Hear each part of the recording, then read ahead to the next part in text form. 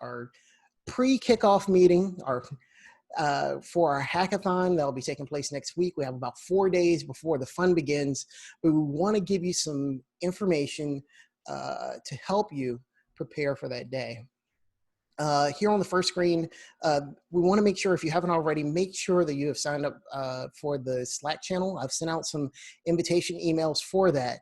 However, there's also a QR code here on the screen. If you scan it with your phone, it can help get you set up quicker. And of course, if you have any issues, please email any one of us in the organizing committee, and we'll be glad to assist you. So, to put some faces with some names so things make a little bit more sense, especially considering this is virtual and it's historic because it's the first time we've ever done it this way. Our organizing committee is consisted of a group of 5 of us that we've been doing this for a few years now. Alex Nolte is actually from the University of Tartu. He actually lives in Estonia, but right now he has the he's in a horrible position in that he is in Greece for the summer. So we all feel very bad for him. We also have Amy Cannon here with us, who a part of Alumni, one of the hearts of our group. Dr. Linda Hayden from Elizabeth City State University, Boy Wilson, who will also be one of the team mentors, as well as myself, Jamie Powell. Our agenda today, we're going to go over the code of ethics. We're going to take a look at the judging criteria. I'm going to tell you about the schedule as well as Brella IO, because we're virtual. I need to make sure everyone's aware of that. The deliverables that are required in order to, by the end of the hackathon, some communication channels, and I do want to give a few minutes to those mentors that are here to introduce themselves. Alex unfortunately couldn't join us today. Like I said, he's in a very different time zone, so I'll actually take care of his sections as well. So ethics and judging criteria. All of our ethics are actually, we can say they're common sense things, but the fact is that it is extremely, extremely important with this virtual event that we are very respectful and honest, and we're aware of our fellow hackers. We want to make sure everyone's safe.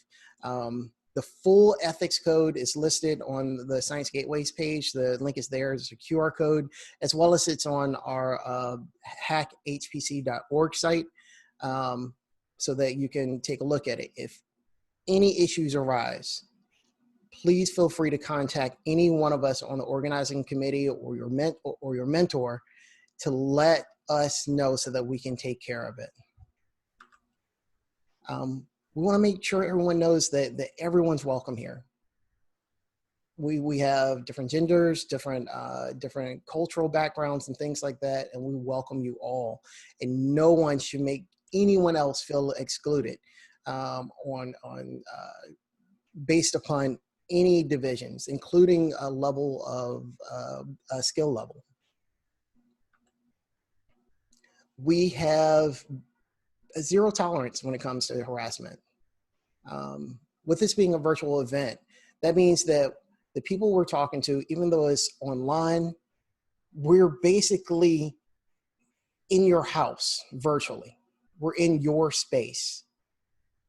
Don't make someone feel uncomfortable in their space. If there is a problem, speak up. Let us know. Like I said, please let any one of the organizing committee let us know if there's any type of issue or your mentor. Let us know if there's any type of issue so that we can address it and make sure that everyone is happy, healthy, and safe. Now, generally speaking, we, in person, we take a lot of pictures. Because we want to document things. We love sending things out on Twitter and things like that. And even virtually here, I will grab screenshots occasionally. But it's not something that we're going to happen. It's not something that's going to happen all the time. And if you don't feel comfortable with it, please let us know. Now, moving on to judging criteria. So that was into ethics, and moving on to judging criteria. And there are a couple different sections. The reason we have judging is because we do have prizes in the end. We'll talk more about that on Monday. There were some questions that you answered when you registered that will come, that will be important starting next week. But just so that you have an idea, there's 20 points towards viability and usefulness, which what we mean is, did this project have a real, or does this project have a realistic chance of being continued?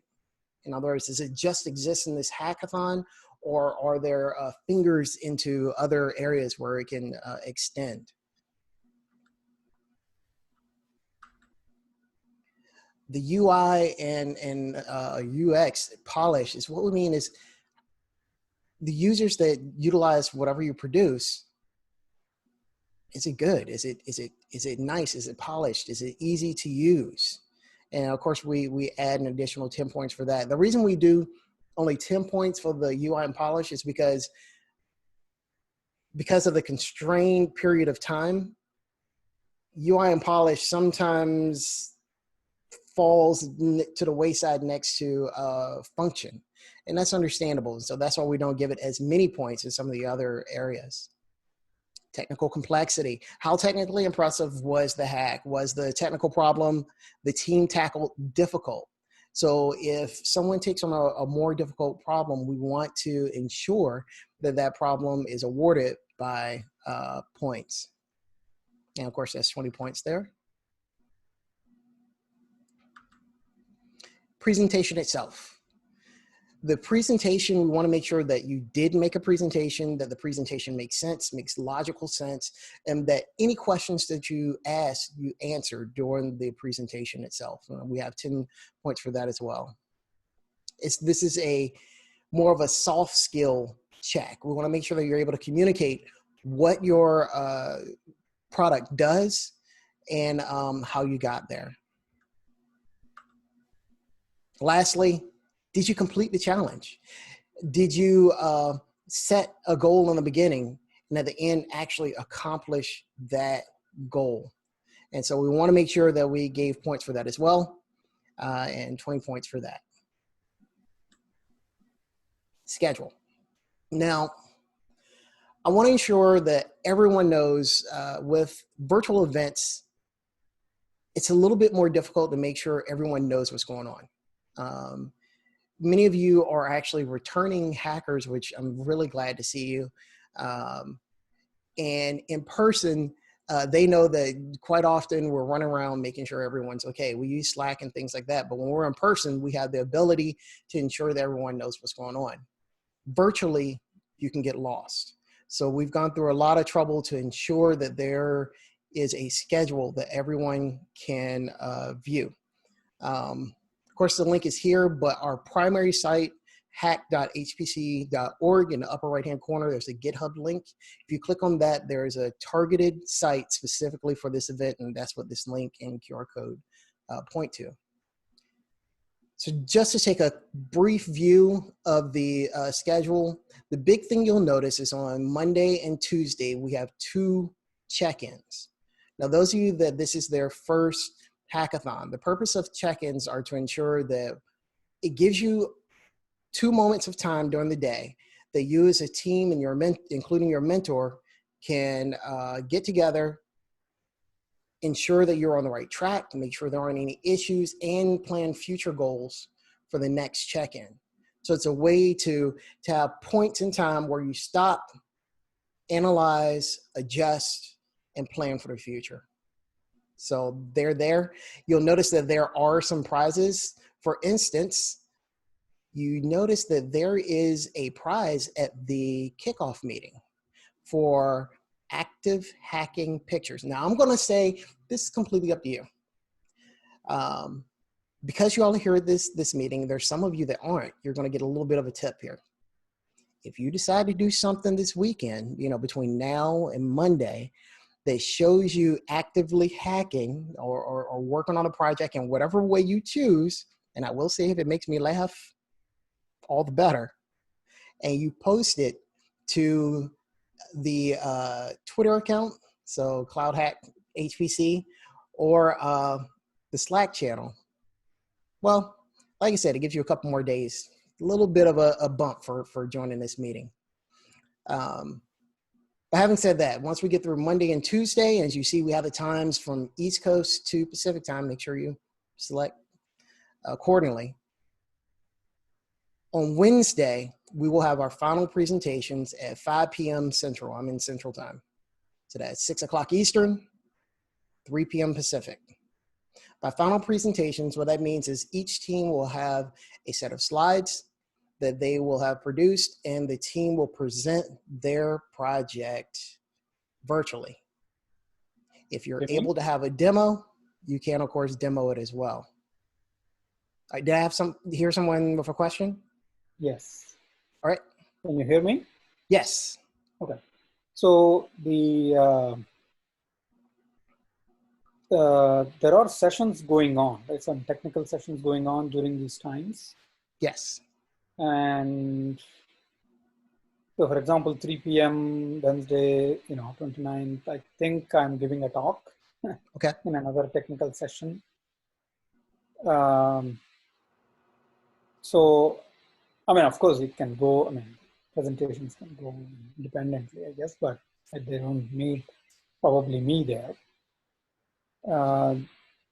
Maybe it is difficult to just, organize to make sure that everybody is present. So the way that we are presented. Right.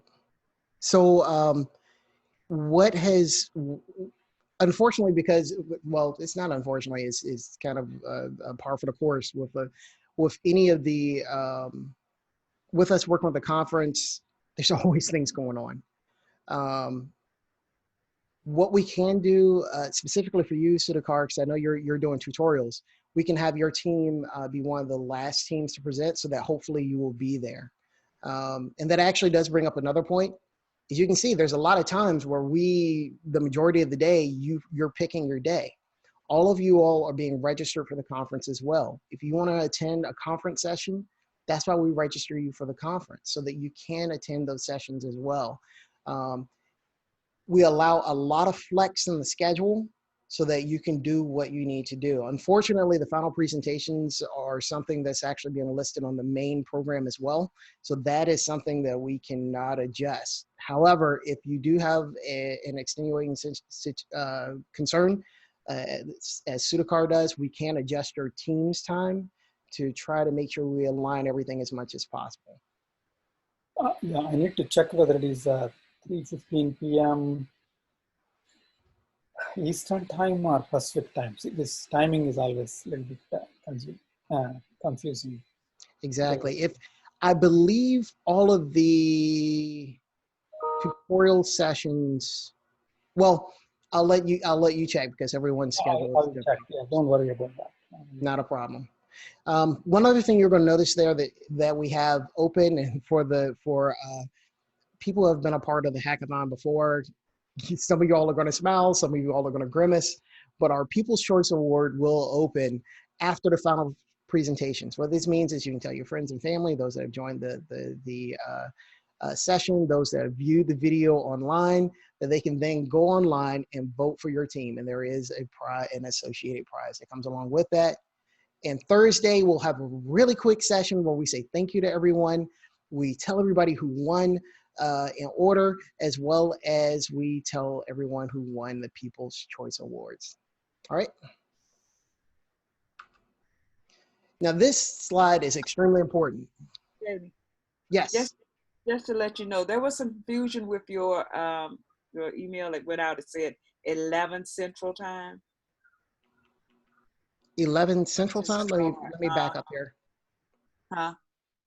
In your email message, it said 11 Central Time. So a lot of the students are not on the call. But anyway, we're trying to push them in. Okay. Now. Okay, not a problem. Thank you, Doc. Mm-hmm. And of course, this is being recorded so they can come back and wonderful. Add the video as well. Yes, ma'am. Okay. And so this slide is actually really, really important. The the PEARC site does not have a link to Brella, which doesn't really make sense. Brella is the platform through which all of the sessions, video conference links are connected. Once you're connected, once you have received your PEARC confirmation, you can then go to Brella.io and sign up for an account, and you can select PEARC20, and it'll give you access to all of the sessions, including making sure that you're in the correct time zone. In the schedule, if you select Hackathon, our event sessions will display. Each session will have a different Zoom meeting. As you can see here, our kickoff meeting, when you go into it, has a join Zoom meeting here location. If there are any issues, please let us know. Now, as far as the meetings between you and your mentors and team members and things like that, any way we can help facilitate those meetings, we'll be glad to. We have, of course, Zoom accounts and things like that. We're going to actually add video support inside of Slack as well, so you all can video conference there. But these planned sessions, these check-ins, the final presentations, and the award ceremony are all being sponsored by PEARC, and therefore you have to go into Brella and use these individual Zoom links, and each one of them is different. Now, I wanted to take a moment and have you all meet some of the mentors that will be working with you during the hackathon. Now, all of them aren't here today, but many of them are. Actually, I think most of them are. Since I'm talking, I'll say mine first. Jamie Powell, I'm from Tech, and I will actually be working on a project where we use the Google Cloud platform to make a on-demand science gateway. And I'll also say Boyd's because he's not able to be here today. So if Boyd has actually worked with many groups, and he often uses the Cloudy Cluster platform produced by Omnibond that incorporates the Google Cloud platform or Amazon Web Services or even Microsoft Azure and applies them to different Science Gateway problems. Having said that, Sudhakar, would you mind introducing yourself and talking about your project for a moment?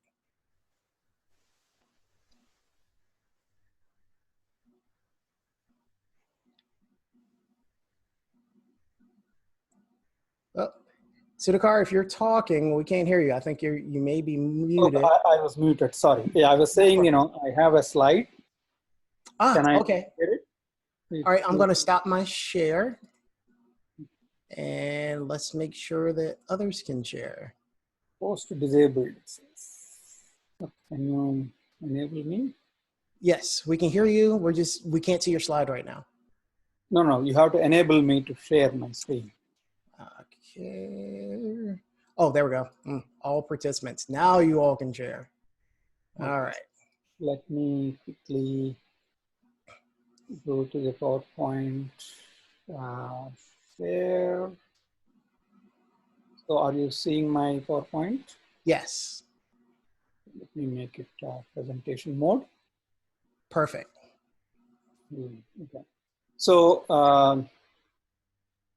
anyway, so briefly, okay, my name is Sudhakar Pamadigantam. I'm from Indiana University, and we have an NSF grant for this project called Delta, which is a description of energy landscape, descriptors for energy landscapes through topological analysis. Okay, so that's what that is. It's a mouthful. This is an important project. It's a framework, HPR frameworks funded project by NSF. So the plan here is to create some interactive visualizations, both for experimentation as well as pre and post processing. And as part of that, we want to develop some Django-based plugins for an existing science gateway called Delta Topology, which is a Delta project gateway. So just to briefly say that this project is bringing mathematics, the topology, and the data science, where the data is chemical data through simulations.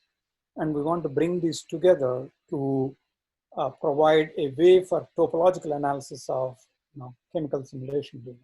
And of course, this includes workflows and so on and so forth. As you probably have guessed, topology is all visualization mostly, and the analysis is also visualization. So I mean, I have given some visualizations here. So one is this energy landscape that need to be visualized. And this just, I gave some examples from these gateways where people run experiments, and then the experiment summaries contain some visualizations, this landscape. For example, this landscape, which is an energy landscape, is like a static image, but what we want is actually more dynamic image, or a way to manipulate these visualizations through the gateway. Which is not straightforward. We can always, dump an image and then, push it to the gateway. But actually, if you have to manually control orientation or size or shape or whatever, then it is a little tricky. And that's what is the challenge here. And hopefully people, so there, I mean, there was a question about viability and things like that. This is already viable. I mean, if the project is, completed, of course, it will get into the gateway and be used by existing collaborators in the gateway, and also maybe a wider community. Okay, and also it is already funded in terms of funding viability also. So that answers that question. And it is also challenging.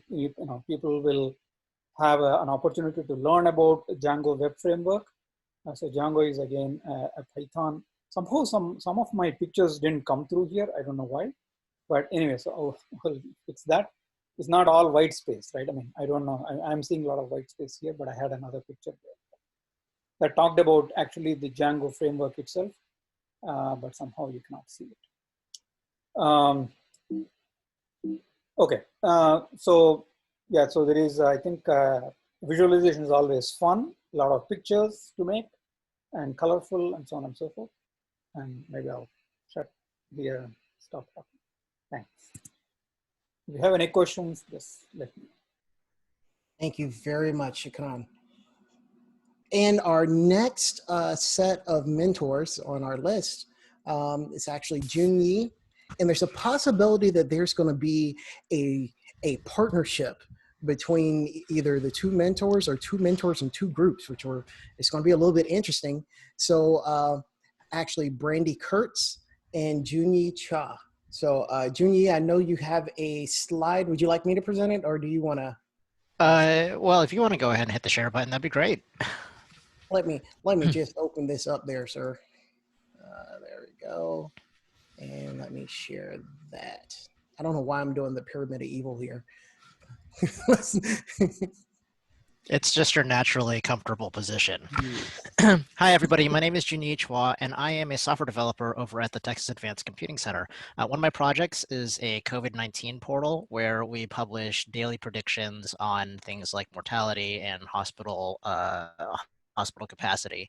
So something that came up during our creation of this portal is that we found that there's actually not really solid ways for scientists to get data from a public source, for example, like Johns Hopkins, bring it in and process that data in an automated fashion, and then further push that data and publish it up to the web.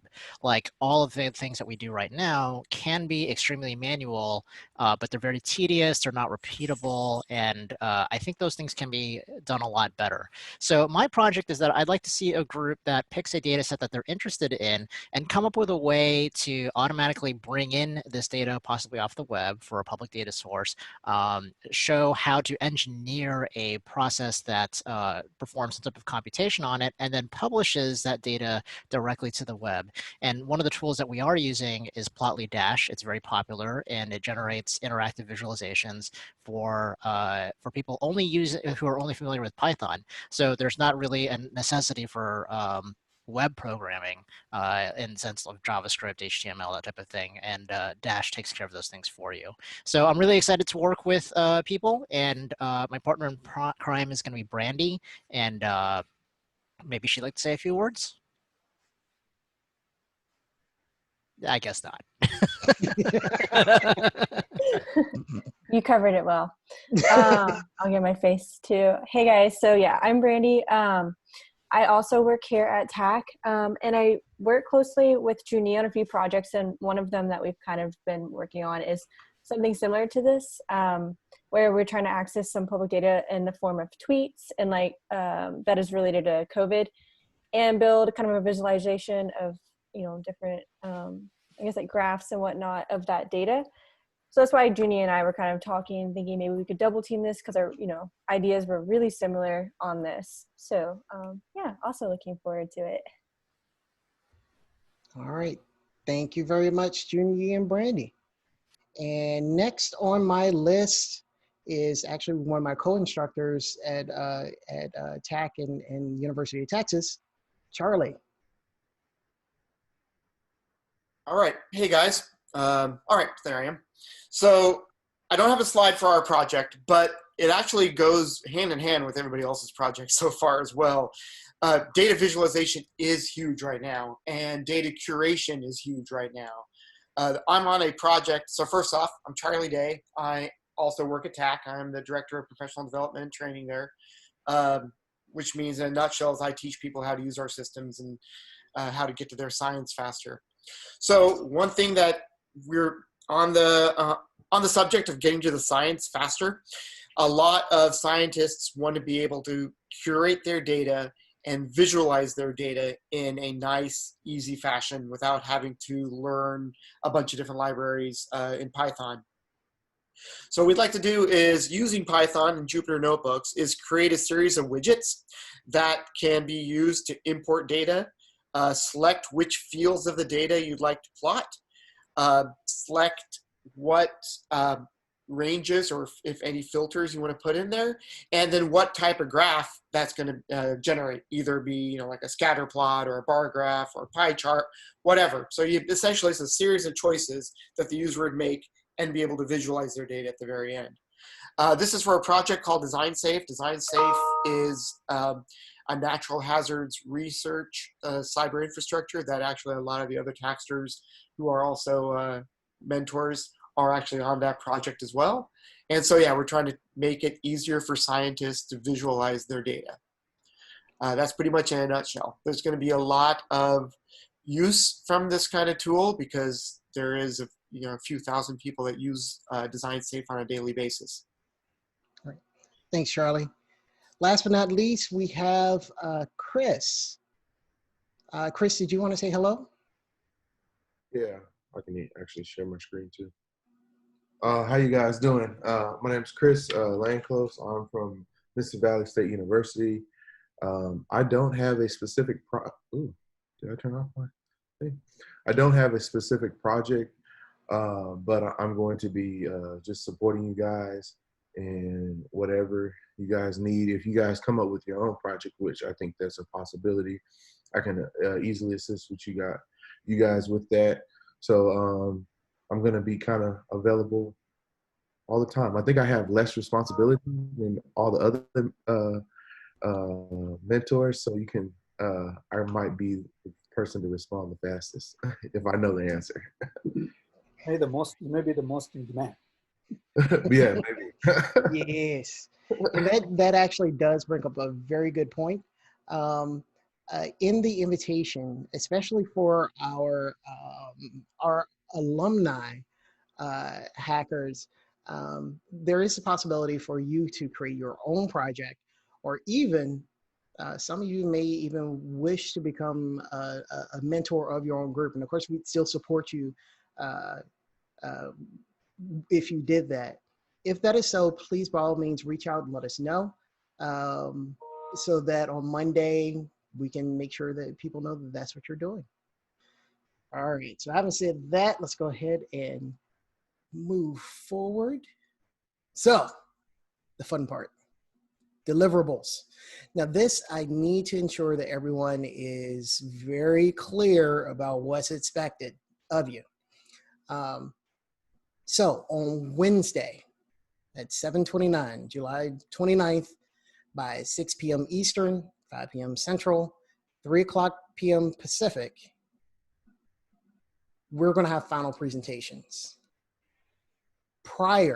Before the first presentation, your team should have submitted through the PEARC20 general channel in Slack a link to your team's or your project's GitHub repository.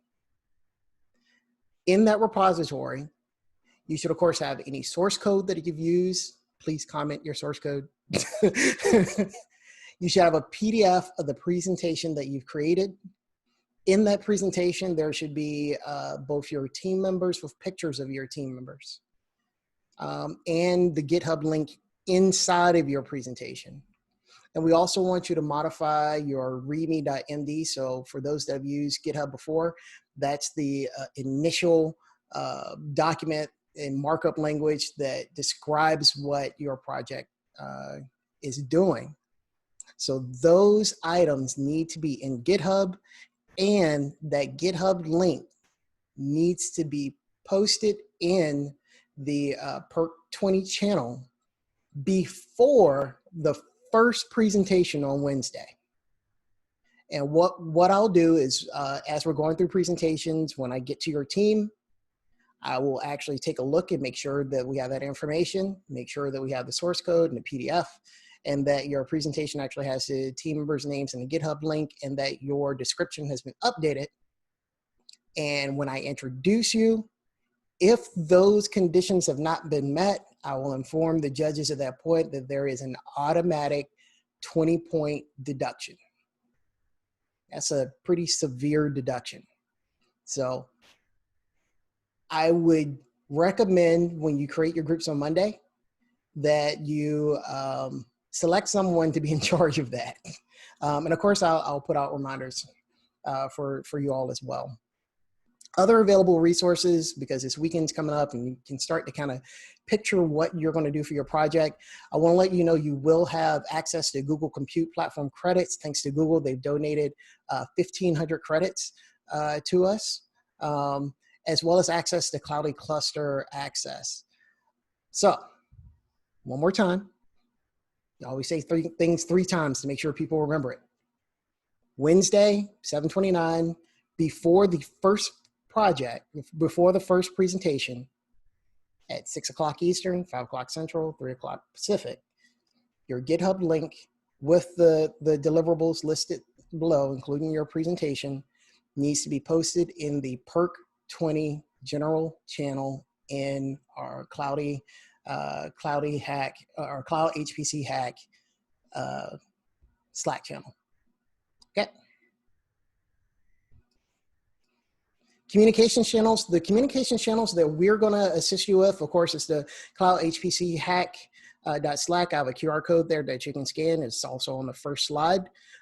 Twitter, I will be sending out different pictures and images and things like that on Twitter, updating. Of course, I am really looking forward to your hacking in action pictures. We'll be adding those, as well as your virtual background pictures, which I think are going to be hilarious. I am so looking forward to that.